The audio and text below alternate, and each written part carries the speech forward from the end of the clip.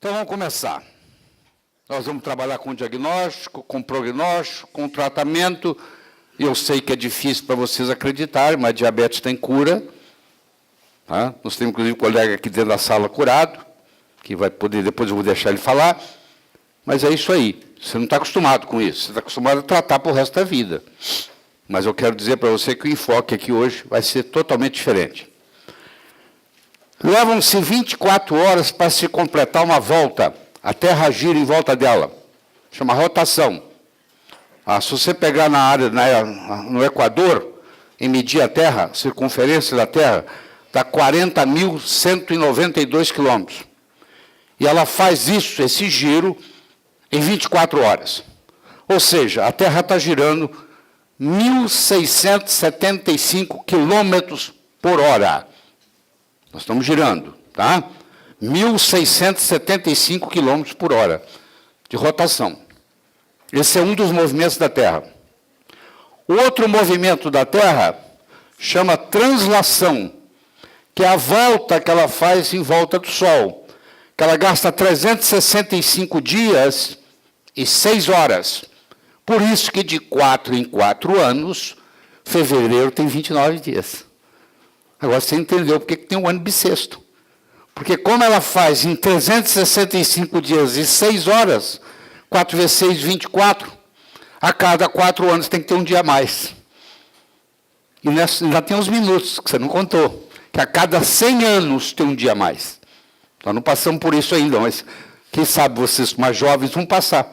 Vai chegar uma hora que tem mais um dia ainda, que acontece cada 100 anos, porque ainda tem uns minutos ali para contar. Tá bom? Esse é o movimento de translação. É ela rodando em volta do Sol. Eu quero que você pare para pensar comigo um pouquinho só. Julho faz frio em São Paulo. Faz calor em Nova York. Dezembro faz calor em São Paulo. Faz frio em Nova York. Ou seja, quando é inverno aqui, é verão lá. Quando é verão aqui, é inverno lá. Mas São Paulo e Nova York estão na Terra. Onde a Terra estiver, São Paulo e Nova York estarão. Por que aqui acontece isso? Quando é inverno no hemisfério norte, é verão no hemisfério sul. E vice-versa. Eu sei que muitos de vocês não pararam para pensar nisso. Naquele nosso raciocínio de pensamento sistêmico, é importante que você entenda isso. Imagine que isso aqui é o Sol. Imagine que isso aqui é a Terra girando em torno dele. Só que a Terra, meus amigos, tem um tilt. O eixo da Terra é assim, ó. Vamos imaginar que a tampinha da garrafa seja o Polo Norte. E o fundo da garrafa seja o Polo Sul. Então, quando está assim, ó, é verão no Polo Norte, olha lá, é inverno no Polo Sul. Quando isso aqui rodar para cá, ó, porque isso roda assim, ó, quando isso aqui rodar para cá, ó, o que era agora é inverno no Polo Norte e é verão no Polo Sul. Então, a explicação das estações é por causa do tilting, é por causa desse desvio, essa mudança do eixo da Terra, que ela é inclinada, e essa inclinação permanece quando ela roda. Então, vocês estão vendo que a tampinha da garrafa está perto do Sol, daqui 6 meses, a tampinha da garrafa está longe do Sol.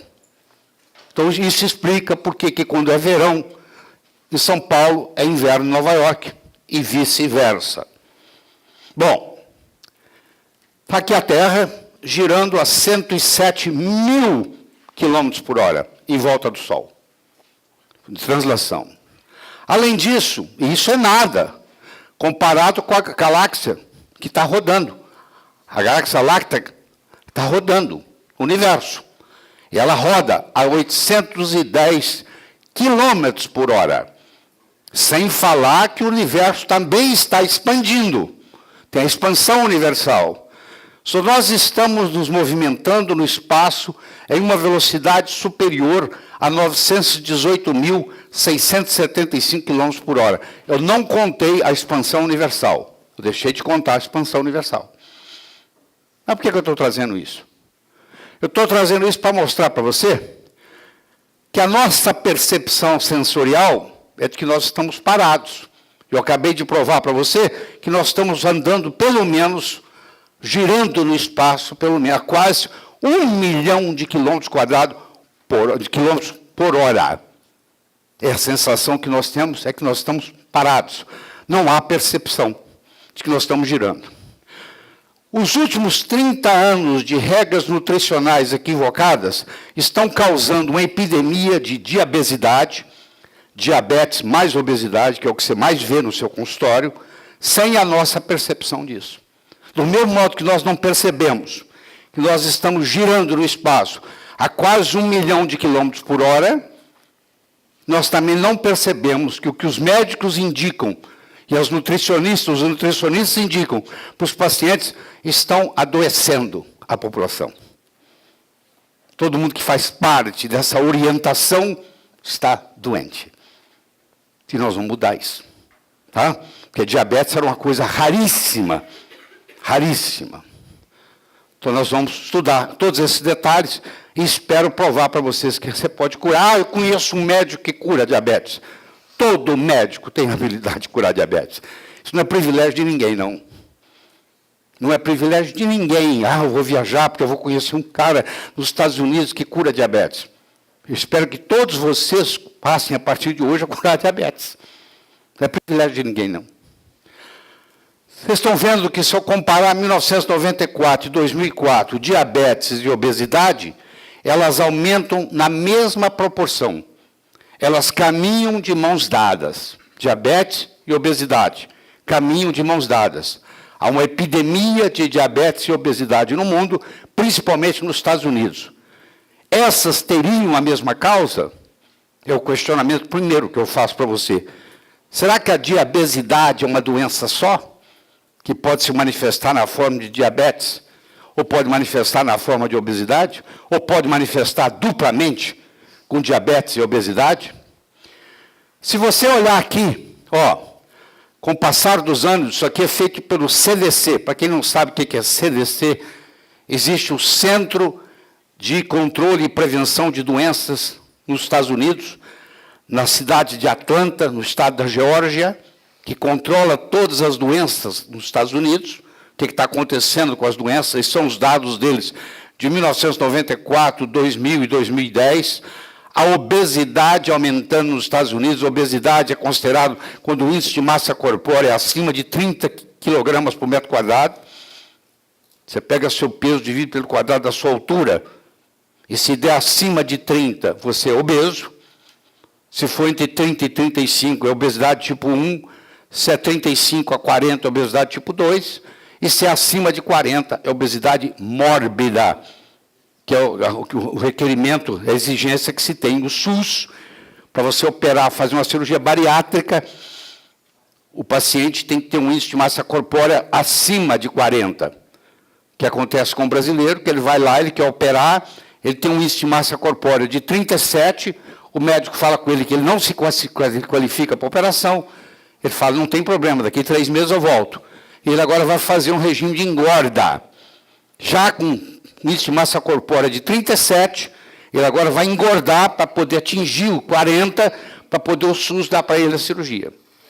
Então você vê muita gente gorda, engordando, com a finalidade de conseguir a cirurgia.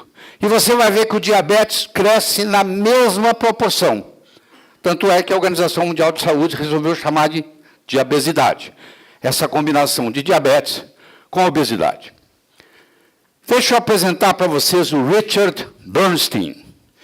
Richard Bernstein é uma figura extremamente interessante. Ele é um médico, ele tem 82 anos de idade, ele é diabético desde os 12. Ele teve diabetes tipo 1 com 12 anos, ele se formou em engenharia, foi engenheiro, e só em 1985 ele começou a praticar medicina. Ele foi para a faculdade, estudou, virou endocrinologista, e é um endocrinologista muito famoso. Aliás, ele é hoje o indivíduo com maior, a diabético com maior longevidade no mundo. Era um japonês, até retrasado, que faleceu. Ele tem mais de 70 anos que ele é diabético. Isso é recorde mundial. Ele é médico, endocrinologista e recordista mundial de diabetes. Quer dizer, ele hoje não tem praticamente diabetes, mas ele continua cuidando. Então, ele conhece todos os meandros, porque ele teve diabetes tipo 1. Então, vou mostrar para você depois o livro dele. Se você realmente quiser saber Diabetes Solution, que é o nome do livro dele, você vai lá, um livro de 400 e poucas páginas, que tem a explicação de tudo sobre diabetes, porque não só ele ensina para os outros, como ele cuidou de si mesmo por 70 anos com diabetes tipo 1. Recordista mundial, o cara que de maior longevidade até hoje no mundo, conhecido, que tem diabetes, por mais tempo. Tá? Então, além de ele ser médico, ele é paciente. Então, vamos respeitar muito. Eu vou citar muita coisa dele aqui nessa conversa. Ele diz o seguinte: 1 em cada 3 crianças nascidas nos Estados Unidos, a partir do ano 2000, irá desenvolver diabetes durante a vida. Você vê que coisa absurda. 1/3 dos americanos estão caminhando para ser diabético. Isso é um problema muito sério, isso traz um custo para o país absurdo, uma queda de produtividade absurda, sem falar que o indivíduo com diabetes muitas vezes não tem a mesma habilidade intelectual do que um indivíduo sem diabetes. 25% dos americanos entre 65 e 74 anos são diabéticos tipo 2. E, por incrível que pareça, 25% dos adolescentes obesos americanos também são diabéticos tipo 2. Antigamente, tipo 1 era juvenil e tipo 2 era adulto. Hoje já não podemos fazer essa classificação mais, porque 25% dos adolescentes americanos têm diabetes tipo 2. Não espera nem chegar à idade adulta. Então, isso é um problema epidêmico muito sério, combinado com a obesidade. É muito difícil você atender um dia de consultório que não entre 1 ou 2, 3 pacientes no seu consultório com diabetes. Então, trate esse assunto com muito carinho, porque você vai ser muito útil para você a partir da segunda-feira. O genoma humano não sofreu modificações detectáveis nos últimos 20 mil anos. Nós temos o mesmo genoma da era paleolítica. Não mudou nada. O nosso genoma, o nosso DNA é o mesmo. Tá? Nos últimos 100 anos, houve um aumento explosivo de inúmeras doenças degenerativas, principalmente câncer, diabetes, infarto do miocárdio, etc. Bom, então você não pode culpar isso à genética, porque o genoma não mudou. Essas doenças não existiam. O Dr. Paul White, chefe de cardiologia de Harvard, levou 7 anos procurando um infarto do miocárdio. Ele trouxe um eletrocardiógrafo que ele comprou do Eindhoven, na Holanda, que foi quem inventou o eletrocardiógrafo, e ele ficou durante 7 anos procurando um paciente com infarto em Boston, Massachusetts. Os colegas riam dele: joga essa porcaria fora, essa doença não existe nos Estados Unidos. Ele gastou 7 anos para descobrir um infarto. Em 1930, morreram 3.000 pacientes nos Estados Unidos de infarto do miocárdio. Em 1960, morreram 300.000. Vou falar de novo. Em 1930, morreram 3.000 pacientes de infarto do miocárdio nos Estados Unidos. Em 1960, morreram 300.000. E o genoma é o mesmo. O que você acha que está causando isso? O meio ambiente, a alimentação, essa orientação absurda que nós recebemos dos colegas médicos, de como devemos comer. Que tem uma lavagem cerebral e todo mundo segue e todo mundo está doente. Essa é a grande verdade. Então, qual é a causa de todas essas doenças crônicas? Por que nós estamos doentes? Por que a população, em geral, está doente? Vocês já tiveram oportunidade comigo discutir a tríade 1. Nós dividimos o corpo em tríades. A tríade 1 é o pâncreas, a tireoide e a adrenais. A tríade 5, por exemplo, é testosterona, progesterona e estradiol. E assim vai. A tríade 2 é cérebro, imune, intestino. A tríade 3 é linfático, é rins, fígado, e assim por diante. Mas vamos focar aqui nessa aqui. Eu já discuti com vocês adrenais, muito bem. Já discuti com vocês tireoide, em detalhes.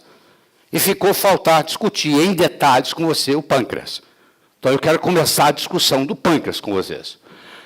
Então, nós temos aqui essa tríade, esses 3 órgãos fazem um órgão só, isso aqui trabalha num acorde, é um uníssono, igual um jogo de xadrez, se eu mexer na adrenal, eu mexo na tireoide, se eu mexer na tireoide, eu mexo no pâncreas, e assim por diante. Não tem jeito de eu mexer numa sem mexer na outra. Então, você tem que aprender a pensar nisso aqui como um órgão único, e como você deve estar lembrado, isso é a porta de entrada das doenças.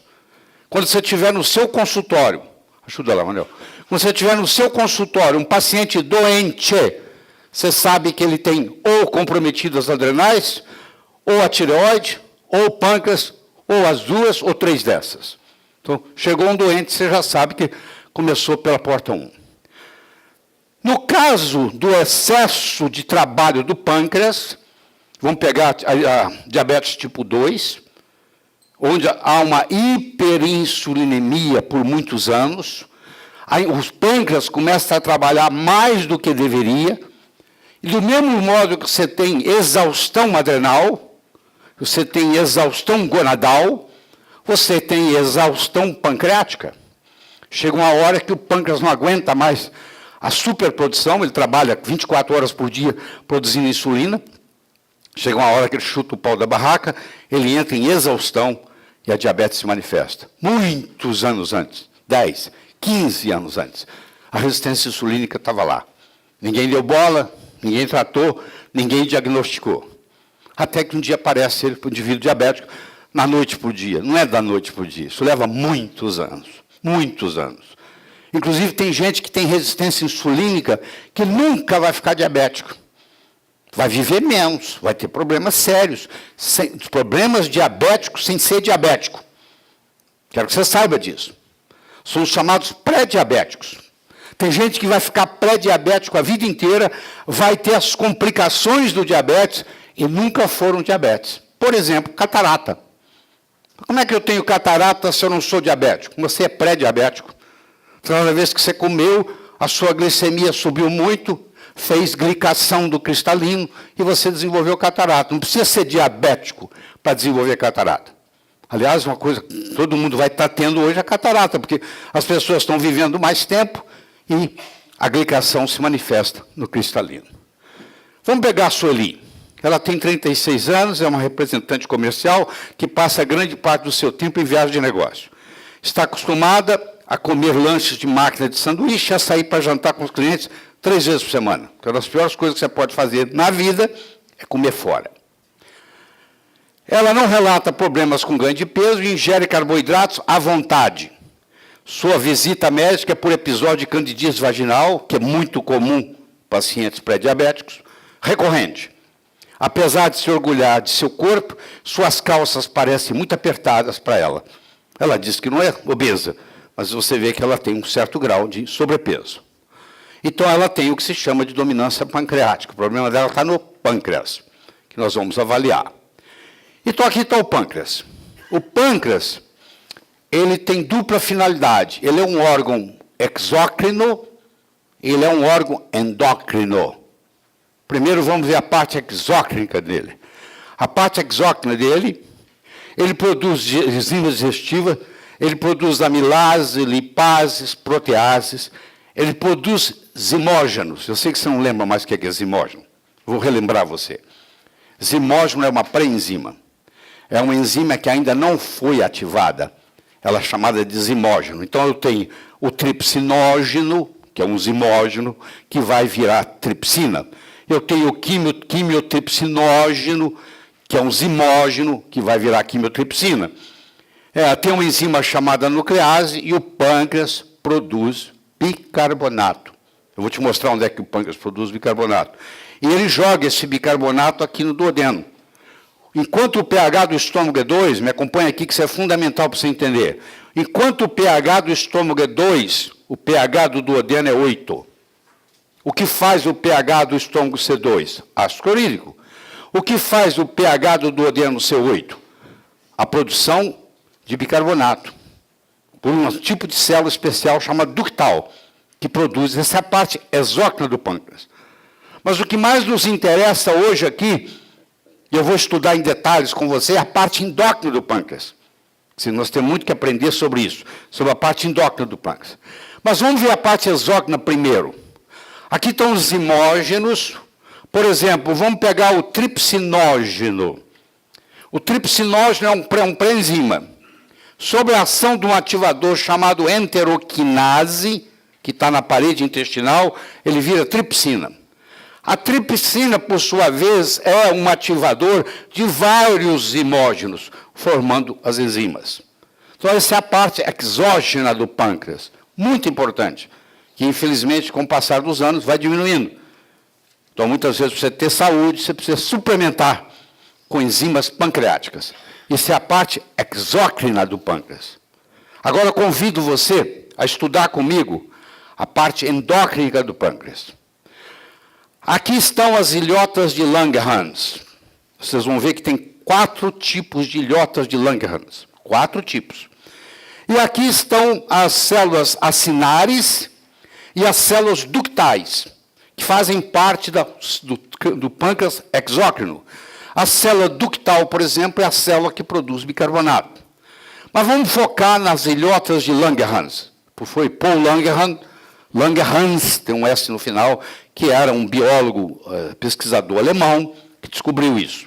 Então, aqui estão as ilhotas de Langerhans.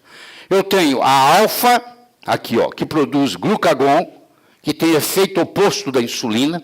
Enquanto a insulina vai, o glucagon está voltando. Enquanto um diminui a glicemia do sangue, o outro aumenta a glicemia.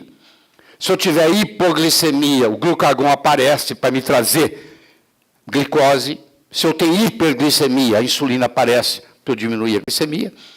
Então, eles têm efeitos opostos. E aqui ele é produzido, é o glucagon. É produzido aqui nas células betas 2 hormônios importantes. Um, você conhece, chama insulina. E o outro eu não apresentei para você ainda, chama amilina, que muitos de vocês vão conhecer pela primeira vez. Daqui a pouco a gente fala dele. Eu tenho as células delta, que são essas azulzinhas compridinhas aqui, ó. Cada um tem um formato, vocês estão vendo aí, que produz o hormônio somatostatina. Não é só o pâncreas que produz somatostatina.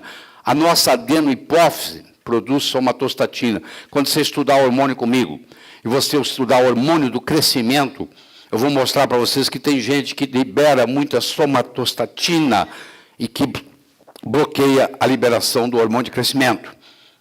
Então, isso é a somatostatina. O pâncreas também produz somatostatina, que pode inibir tanto a produção de glucagon quanto a produção de insulina. Eu tenho aqui as células chamadas, antigamente, até uns 4 anos atrás, nós chamávamos essas células de célula F. Hoje mudou o nome. Chama célula PP. Por que PP? Porque é o polipeptídeo pancreático. Então, elas produzem, tem uma ação importante no metabolismo, nós vamos ver depois, que é as células PP. E agora eu quero apresentar para vocês a amilina. A amilina é um hormônio também produzido pelas células beta das ilhotas de Langerhans, que vai provocar saciedade, vai retardar o esvaziamento gástrico e vai estimular a produção de insulina. Quando nós estudamos Victoza, quando nós estudamos Bieta, esses remédios novos para diabetes, vocês vão ver que eles atuam via amilina. Tá? Então, nós vamos ver isso quando chegar lá no final, lá na terceira hora de aula. Tá? E eu quero chamar a atenção de vocês para isso aqui. Paciente com glicemia de jejum. Aí aqui tem uma coisa importante. O jejum, para você medir a glicemia, não é 12 horas. Isso é um erro pré-analítico que a maioria dos médicos cometem, mandando os pacientes fazer exame de glicemia no laboratório. Se eu fizer um jejum de 12 horas, essa glicemia já não é a glicemia em jejum conhecida. Essa é uma glicemia de 12 horas. A glicemia que você tem dos laboratórios tem que ser feito 8 horas. O lipidograma tem que ser 12. Mas, para você ver triglicérides. Mas, para ver glicemia, tem que ser 8. O que eu quero dizer com isso? Pode ser que você tenha hiperglicemia, mas o seu exame de jejum não deu, porque você ficou 12 horas sem comer. Se você tivesse ficado só 8 horas sem comer, ia mostrar que você já tinha hiperglicemia. Como você tem esse erro pré-clínico, pré-analítico, chamado, você não sabia desse detalhe, muitos pacientes seus que já está com a glicemia aumentada em jejum, não mostra, porque ele ficou 12 horas sem comer. Detalhezinho importante, mas fundamental para você entender tudo isso. Bom, deixa eu trazer os números para cá, para a gente poder facilitar o nosso raciocínio. Eu tenho aqui a pessoa normal, eu tenho aqui a pessoa pré-diabética, eu tenho aqui a pessoa diabética. A pessoa normal, pela Associação dos Diabéticos, Associação American Diabetic Society, Associação dos Diabéticos Americanos, ele diz que tem que ser a glicemia em jejum tem que ser menos de 100. E a glicemia, depois de uma prova de tolerância à glicose, tem que ser menos de 140. Isso é uma pessoa, entre aspas, normal. Não é otimizado, mas é normal. Isso é que a medicina aceita. A medicina diz assim, numa glicemia, uma glicemia depois de 8 horas de jejum, ela tem que estar menos de 100. Se você der 75 gramas de glicose em 300 ml de água e mandar a pessoa tomar isso, e marcar 2 horas, e fizer até 2 horas, faz com 30 minutos, com 1 hora, com 2, tem que dar menos de 140. O máximo que pode dar é 139. E o máximo que pode dar aqui é 99. Por outro lado, se a minha glicemia em jejum estiver acima de 125, ou a minha glicemia, depois de uma prova glicêmica de tolerância à glicose, estiver acima de 199, eu estou diabético. Então, é fácil você guardar. Aqui eu sou normal, aqui eu sou diabético. O que ficar no meio é pré-diabético. É só você fazer o cálculo na hora. O que é o pré-diabético? É o que está entre 100 e 125. Aqui. E está entre 140 e 199 aqui. Esquece o pré-diabético, senão você não guarda nada. É preciso você guardar isso na cabeça. Você não pode ser um médico para você olhar. Você tem que falar assim, ó, o paciente para estar normal, ele tem que ter menos de 100 em jejum e menos de 140 na curva glicêmica. A qualquer momento da curva glicêmica. E se ele, para determinar que ele é diabético, eu vou fechar o diagnóstico. Se ele tiver uma glicemia em jejum de 125, mais de 125, ou seja, 126 para frente, e a qualquer momento que eu fizer uma curva glicêmica, aparecer nele, nas próximas 2 horas, uma glicemia acima de 200 para cima, acima de 199. Isso caracteriza. Então, eu tenho normal, eu tenho pré-diabético, eu tenho diabético. Como eu disse, muitos pacientes seus vão ficar a vida inteira aqui, ó, e vão morrer mais cedo. Porque você não entende o valor do pré-diabético.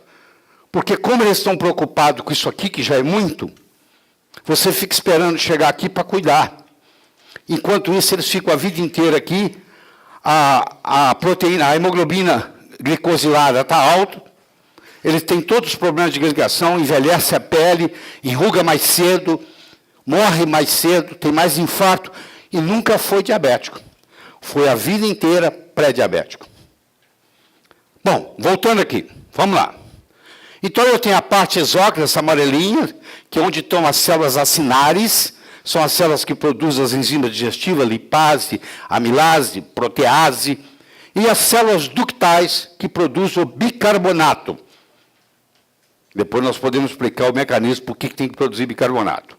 Bom, então o nosso pâncreas endócrino, ele produz glucagon nas células alfa, ele produz insulina nas células beta, ele produz amilina nas células beta, ele produz somatostatina na célula delta, e ele produz o polipeptídeo pancreático nas células antigamente chamadas de F, hoje chamada de PP. O nosso pâncreas endócrino, ele tem 4 tipos de células, 5 hormônios, que nós precisamos guardar. Glucagon, insulina, amilina, somatostatina e PP. Bom, agora você começou a ter a base para começar a acompanhar o raciocínio. Tudo tem que começar da base. Se você não entender isso aqui, você não acompanha. Agora você entendeu a base do pâncreas endócrino. Nós agora vamos começar o processo. Bom, vamos começar pela glicemia e pela insulinemia. A glicose e a insulina no sangue, depois de 8 horas de jejum, não é 12 não, é 8, depois de 8 horas de jejum. Eu tenho aqui o meu sangue, quanto que eu tenho de sangue? Depende do meu tamanho, depende do meu volume, mas em torno de 5 litros. Média, se nós fizermos a média nossa aqui, vai dar 5 litros, pode ser 3,5 a 7. Mas se você fizer média, um ser humano, adulto, médio, tem 5 litros de sangue. Ora, se eu tenho 5 litros de sangue, e eu posso ter, no máximo, 100 miligramas por decilitro de plasma, você vai ver que eu tenho mais ou menos 5 gramas de açúcar no sangue. Então, eu tenho mais ou menos uma colher de chá de açúcar no sangue, circulando. Mais ou menos uma colher de chá de açúcar no sangue. Uma colher de chá são 5 gramas. Eu tenho mais ou menos 5 gramas de açúcar no sangue. Se eu somar o meu sangue todo. Quando eu aumento a insulina, eu aumento a resistência insulínica. Se eu puser um barulho aqui alto, começar a te incomodar e eu deixar o barulho, quando chegar no final do dia, você já não escuta o barulho mais.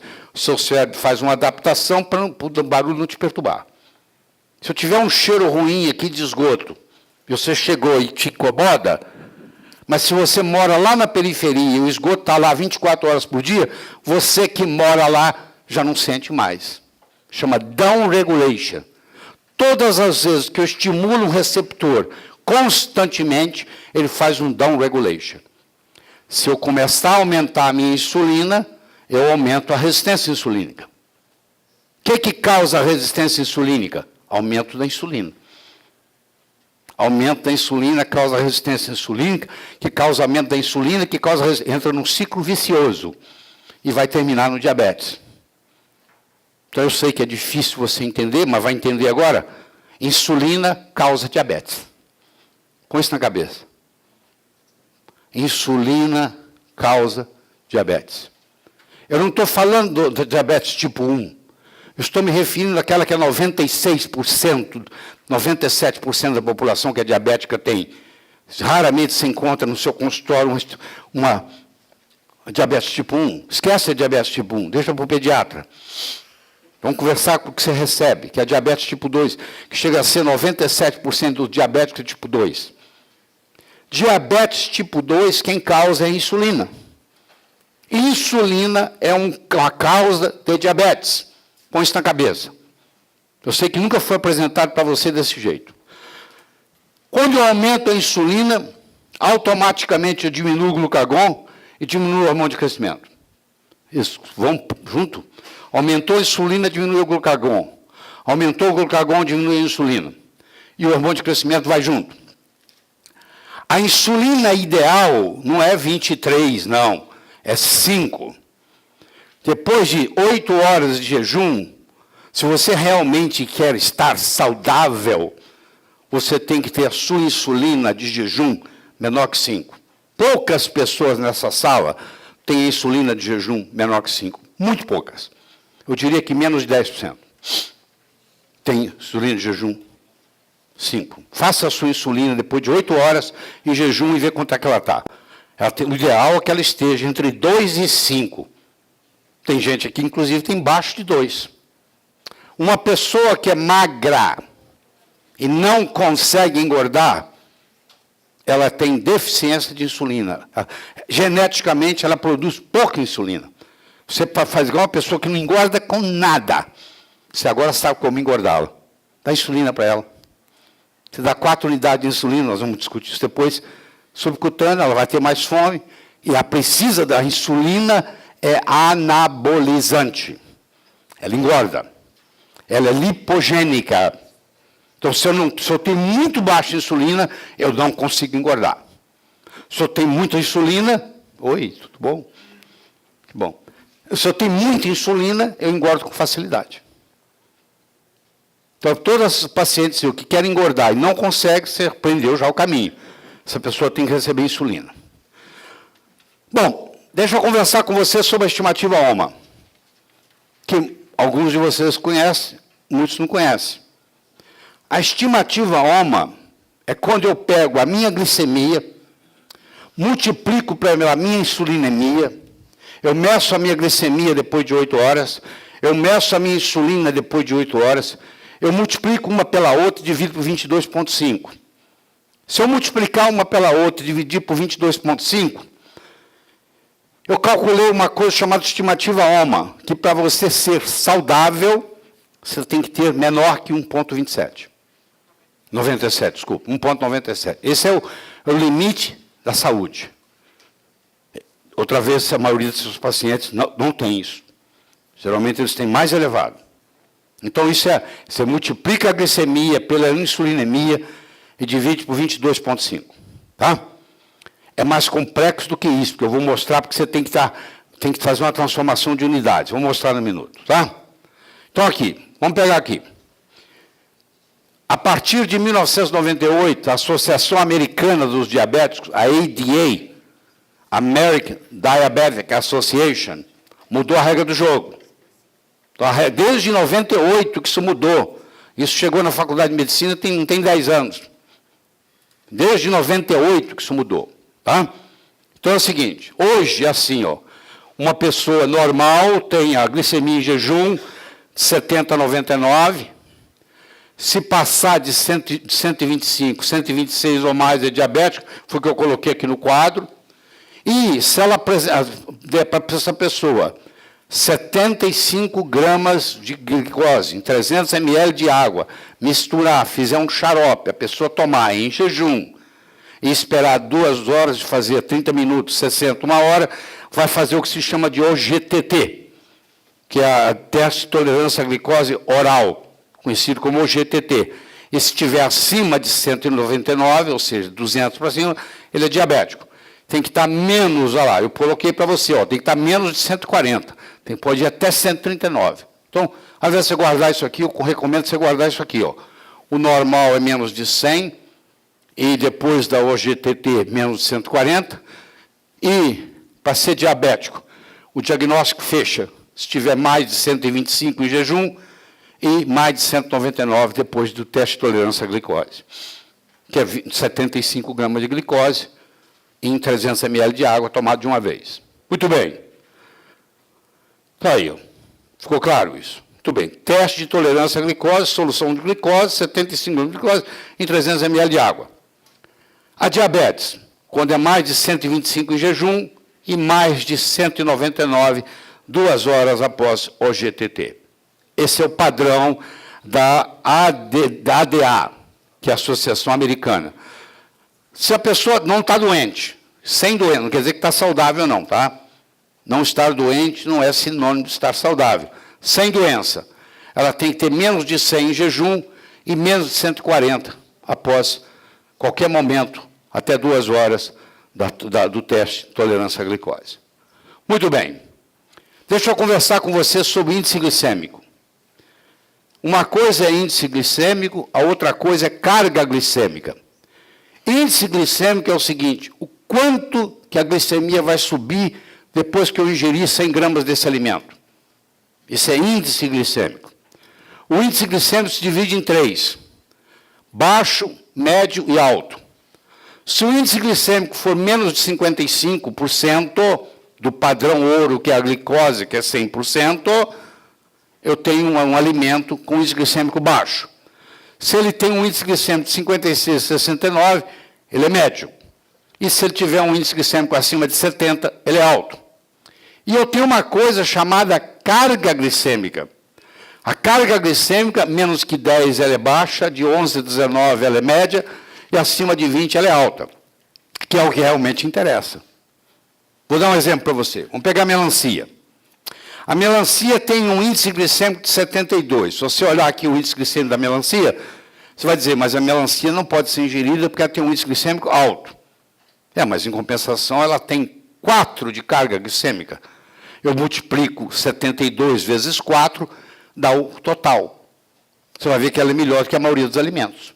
Então, apesar da melancia ter um índice glicêmico alto, como ela tem uma quantidade de açúcar pequena, proporcional em 100 gramas, ela é um alimento saudável. Então, primeira desmistificação que nós temos que fazer. Não, você não pode ir só pelo índice glicêmico, você vai quebrar a cara. Eu vou te mostrar que você vai quebrar mais a cara ainda na hora que eu mostrar aqui os exemplos. Então, você entendeu o que é índice glicêmico, que é a carga glicêmica, é a quantidade de glicose contida em 100 gramas daquilo que você vai comer. E quando você multiplica um pelo outro, vai dar o fator que vai ajudar ou prejudicar. Então, aqui, por exemplo, a glicose é padrão, não é sacarose, não. Sacarose é açúcar de mesa. Sacarose é glicose mais frutose. Eu tenho que usar a glicose pura. A glicose pura, o índice glicêmico é 100. A batata assada é quase igual a glicose, aqui é 93. O abacaxi é 66, a banana é 55. A batata doce é 54, a laranja é 44, a maçã é 38, o leite é 27. Eu não estou recomendando leite, estou dizendo desse ponto de vista de índice glicêmico, ele é 27. Sob esse parâmetro. Muito bem.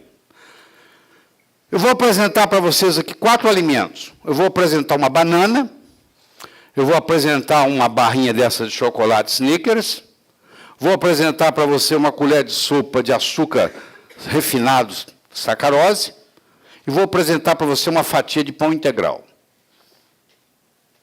Imagine que caísse na prova, você tinha que ter que colocar em ordem qual é o alimento que tem menos índice glicêmico e qual alimento que tem mais índice glicêmico. Então, deixa eu ajudar você aqui. O índice glicêmico da banana é 54. O índice glicêmico do Snicker é 55. Você deve estar lembrado, que eu vou mostrar de volta aqui, só para você ver, ó, 55 aqui, ó. 55 é índice glicêmico baixo. Então, você vê que índice glicêmico não é critério para nada. Isso aqui é um junk food e o índice glicêmico dele é 55, é baixo. A sacarose não é a glicose é 100. A sacarose, o índice glicêmico dela é 68. E a fatia do pão é 71. Já está alto. Então, olha só, do ponto de vista de índice glicêmico, uma fatia de pão é pior do que açúcar puro. Que é pior do que esse Snicker. Que é pior do que a banana. Mas eu não posso levar em consideração só o índice glicêmico. Eu tenho que levar em consideração a carga glicêmica e os outros ingredientes presentes lá, porque aqui pode ter um conservante que seja veneno. Eu não posso usar só isso. Mas é comum, no tratamento do diabetes, o médico orientar para ele que ele não coma produtos com alto índice glicêmico, que faz sentido. Tá? Aqui tem um bagel. Quanto de açúcar há em um bagel? Para surpresa de vocês, 21 gramas. Que é 4 vezes a quantidade de açúcar que você tem no sangue. Um bagel tem 4 vezes a quantidade de glicose que você tem no sangue. Parece um inocente de um bagel. Como 3. Entendeu? Parece inocente. Olha a quantidade de glicose que tem. Isso é que tem que ser explicado para o paciente. Tá? Quanto mais curta a cadeia do carboidrato, mais doce será o seu sabor e maior será o seu índice glicêmico. Dr. Richard Bernstein, eu prometi para vocês que eu vou trazer o nome dele várias vezes aqui, porque não só ele é médico, endocrinologista, como é o recordista mundial, o cara que mais tempo tem com diabetes. Tem mais de 70 anos que ele é diabético, diabetes tipo 1. É a maior sobrevivência no mundo registrado de diabetes tipo 1 no mundo, é ele. Ele começou como engenheiro depois que ele fez medicina. Ele começou a praticar medicina em tecnologia a partir de 85. Todas as bebidas alcoólicas, com exceção do gin e da vodka, têm um índice glicêmico alto. Então o paciente pergunta, doutor, posso tomar? Você é diabético? Então só o gin e a vodka que tem índice glicêmico baixo. Estou aconselhando você tomar também não. Eu estou dizendo que tem índice glicêmico baixo. Todas as outras têm índice glicêmico elevado. Vamos entender esse mecanismo aqui. A glicose chegou no sangue. De onde que ela vem? Você ingeriu ela. Se você ingere açúcar, sacarose, vira glicose e frutose. Ela pode vir de proteínas. Esse é outro detalhe que muitos médicos não entendem. Que no fígado, no intestino e nos rins, proteína vira glicose. Principalmente os chamados aminoácidos glicogênicos, que nós vamos estudar no minuto. A glicose, a curto prazo, ela é armazenada na forma de glicogênio, no fígado e no músculo. A longo prazo, ela é armazenada na forma de triglicérides, principalmente no tecido adiposo. No fígado também. Aí chama o fígado gorduroso. De onde veio o fígado gorduroso? Não é de gordura, não. Não é que você comeu gordura, não. É que você ingeriu carboidrato. Carboidrato leva a fígado gorduroso. Carboidrato em excesso leva a esteatose hepática, que é a doença que mais cresce no mundo hoje. Porque todo mundo está ingerindo carboidrato demais. Então, esse glicogênio vai para o fígado e vai para os músculos. Nós temos mais ou menos em torno de 2.000 calorias de glicogênio armazenado no corpo. Só para você ter uma ideia, você tem mais ou menos 40.000 calorias de triglicérides armazenados no corpo, sem ser obeso. Um atleta, ele tem 40.000 calorias de triglicérides armazenado e ele tem apenas 2.000 calorias de glicogênio armazenado. Tá? E aqui, a glicose vai virar gordura. A curto prazo, a glicose vira glicogênio. A longo prazo, ela vira gordura. E o glucagon faz o contrário da insulina. A insulina faz a glicose virar glicogênio e o glucagon faz uma coisa chamada glicogenólise. O que é glicogenólise? É eu quebrar o glicogênio em glicose. Chama glicogenólise. Tá? E a proteína, existe um grupo de aminoácidos. Eu vou simbolizar aqui pela alanina e a glutamina, que são as duas principais, mas existe uma série, não são os únicos, são conhecidos como aminoácidos glicogênicos. Eles podem ser transformados em glicose. Ou seja, um paciente diabético mal orientado, que o médico diz para ele que ele pode comer a quantidade de proteína que ele quiser, que é mentira, ele passa a comer muita proteína e ele passa a ter a glicose elevada. Ele fala, doutor, como é que pode? Eu não como carboidrato e a minha glicemia está alta. Por quê? Porque ele está comendo muito aminoácido glicogênico. Que é um detalhezinho que o médico tem que saber que proteína também vira glicose. Então, eu também tenho que se maneirar o tipo de proteína e o tipo de aminoácido que eu estou dando. Tá? E a gordura pode voltar a ter glicose. Então, a glicose aqui, ela pode vir exógena, você comeu ela pode vir da proteína, ela pode vir do glicogênio, ela pode vir da gordura. Não se preocupe, não vai faltar. Não existe carboidrato essencial. Existe ácido graxo essencial, linoleico, alfa-linolênico. Existem aminoácidos essenciais, leucina, valina, isoleucina, lisina, fenilalanina, treonina, metionina e triptofano. São os aminoácidos essenciais, mas não existe carboidrato essencial. Carboidrato você não precisa ingerir. O corpo faz para você, a hora que ele quiser. Isso é que você tem que pôr na cabeça. Eu não preciso ingerir carboidrato. O meu corpo sabe como fazer carboidrato da proteína, ele sabe como fazer o carboidrato da gordura. Isso aqui é fundamental para você entender no consultório. Tá?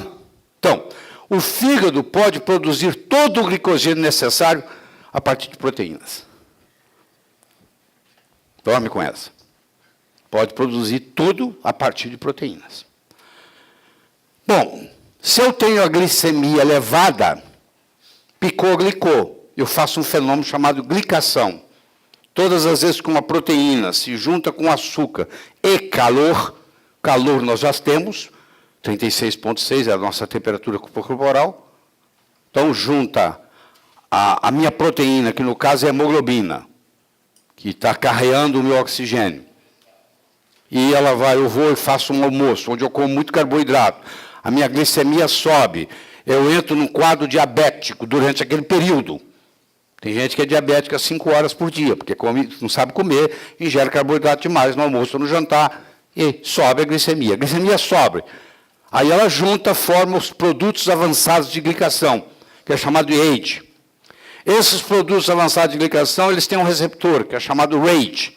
Esse receptor estimula uma coisa chamada NF-kappa-beta, que é um fator de transcrição para citocinas inflamatórias. Tudo aquilo que estimula o NF-kappa-beta provoca inflamação. Tudo aquilo que bloqueia NF-kappa-beta trata inflamação.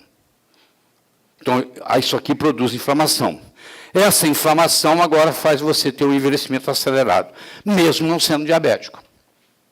Se eu como carboidrato demais, mesmo não sendo diabético, eu envelheço mais prematuramente, porque esses AGEs dão cross-link e fazem ruga na pele. Bom, então a proteína juntou com o aminoácido aqui, ó. Proteína, a parte do NH2, da proteína, do aminoácido, juntou com a glicose e calor, fez uma coisa chamada base de Schiff, que é também conhecido com o nome de azometina. A base de Schiff leva ao composto de Amadori. O composto de Amadori leva ao composto de Maillard. Isso agora é irreversível. E produtos finais de glicação avançada vão ativar o receptor RACE, estimulando o NF-kappa beta e fazem o crosslink, ligação cruzada irreversível. Tá? Agora, eu tenho chamado desglicantes. Eu vou para uma festa, eu quero comer carboidrato, eu tomo 500 miligramas de L-carnosina antes de ir para a festa. O que acontece?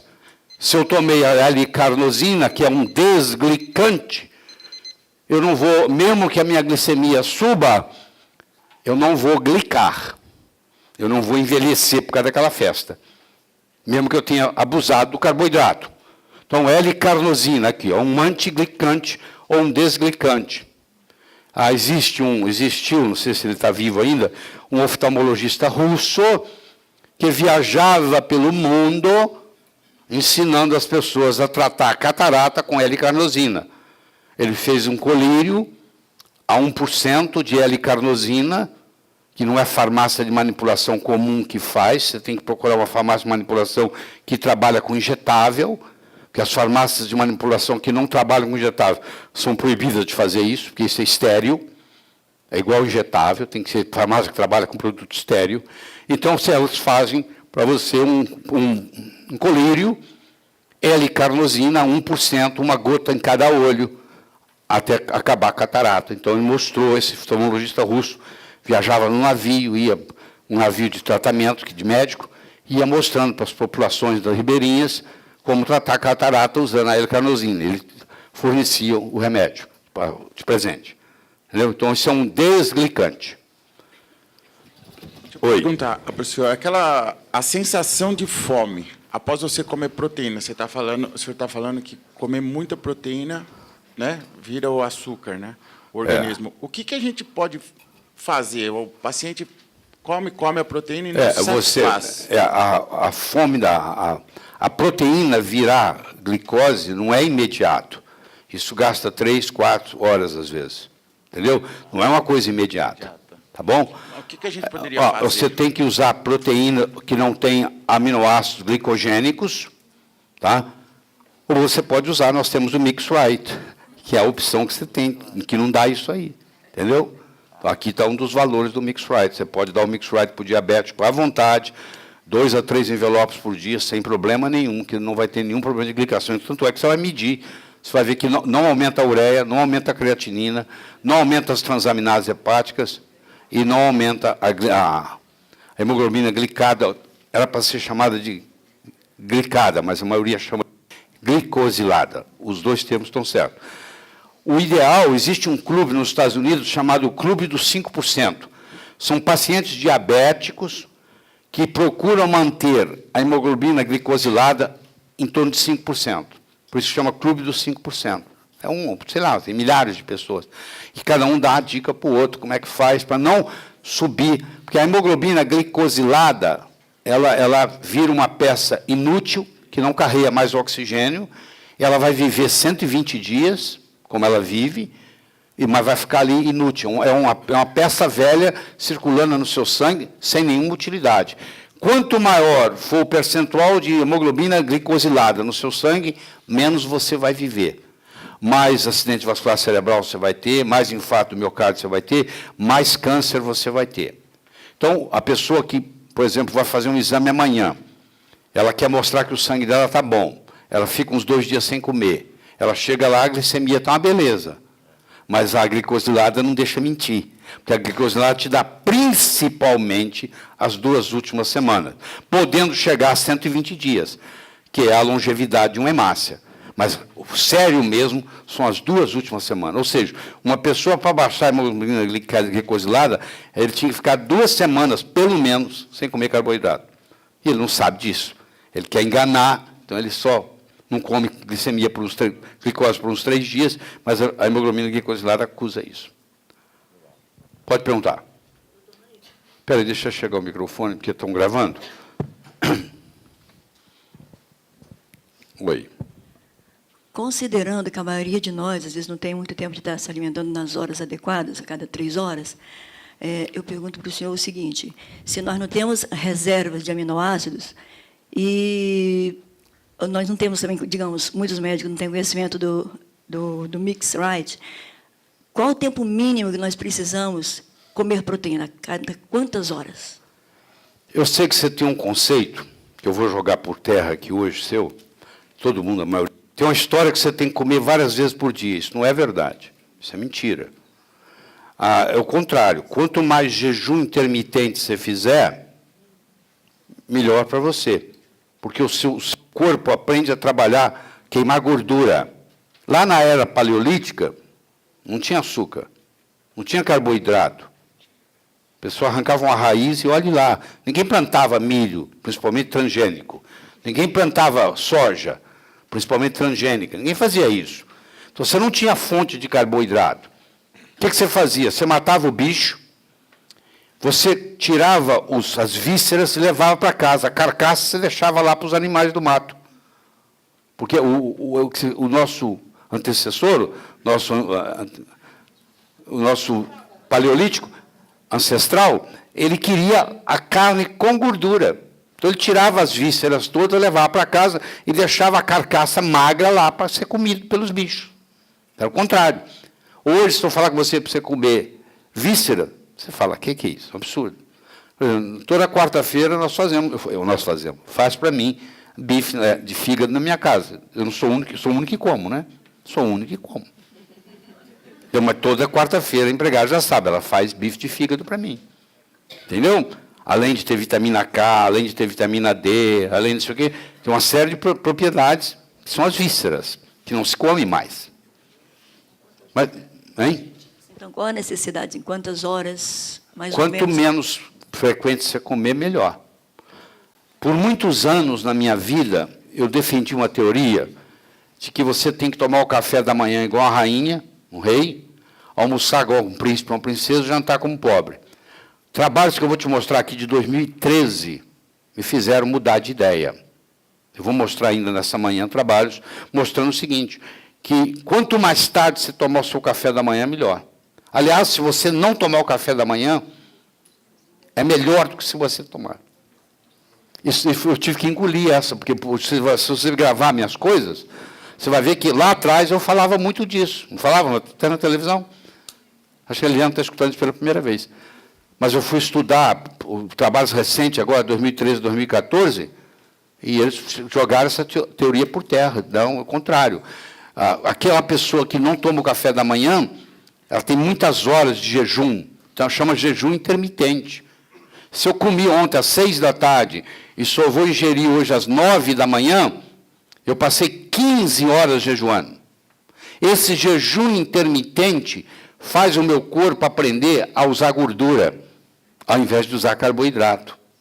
E quando eu aprendo a queimar gordura, faz muito bem para o meu corpo, para o meu coração, porque o coração, 70% da energia que ele usa vem de gordura, e principalmente para o meu cérebro.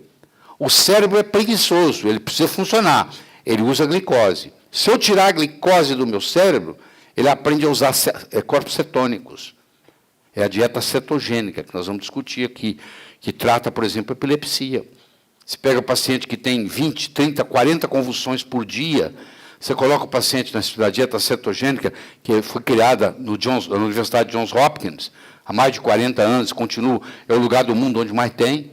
Então, às vezes, com 48 horas, aquela criança que tinha 30, 40 convulsões por dia, ela passa a ter nenhuma, em 48 horas, de dieta cetogênica, já teve caso desse. Tá?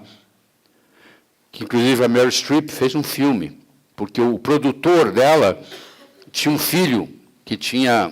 Como é que é o nome dele, Neto? Você que acompanha? É a síndrome do... Como é que é? Charles Foundation. O Charles era o nome do menino. O Charles é filho de um produtor famoso, de Hollywood, e esse produtor levou o Charles em todos os neurologistas do mundo. Tem dinheiro. E o Charles chegava a ter 40 convulsões por dia. finalmente chegou na Johns Hopkins University. E lá tem é o único lugar no mundo que uma universidade tem toda a ênfase na dieta cetogênica. E o Charles entrou na dieta cetogênica. Com 48, 72 horas, ele não teve uma convulsão nenhuma.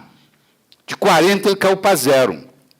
Então, esse produtor, o Jimmy é o nome dele, ele foi na Meryl Streep e pediu ela para fazer um filme. Como é que chama o filme? Você lembra, não?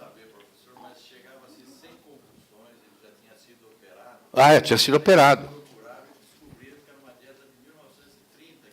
Isso. Mas no Johns Hopkins nunca teve nem esquecimento.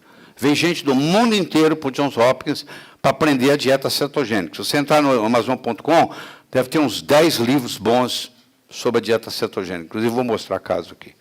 Mas, então é isso. É o filme, como é que chama o filme que a Meryl Streep? A Meryl Streep fez de graça. Tudo pelo seu filho em português. Tudo pelo seu filho. Então, você procura no YouTube que você vai encontrar a Meryl Streep fazendo o filme, tudo pelo seu filho. Que é mostrando isso. Ela fez, inclusive, sem cobrar nada. Que era amigo dela, e eles fizeram uma campanha que é a dieta que cura o diabético. O diabético você cura com dieta cetogênica, porque se você der dieta cetogênica para o diabético, ele não produz insulina. Ele não tem carboidrato para produzir insulina. Se ele não tem insulina, ele não tem resistência insulínica. Ele é curado.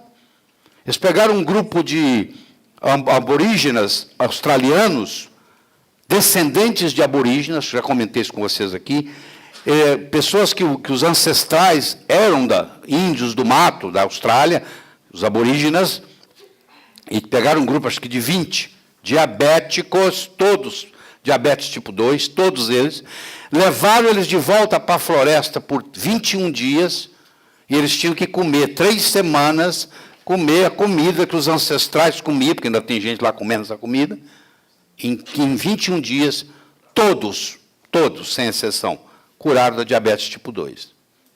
Diabetes tipo 2 é uma doença nutricional.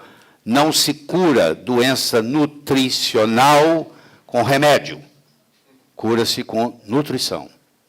Então, essa é a mensagem que você vai ter que aprender aqui. Nenhum remédio resolve o problema do diabetes. O que resolve o problema do diabetes é uma doença nutricional que vai ser curada com abordagem nutricional.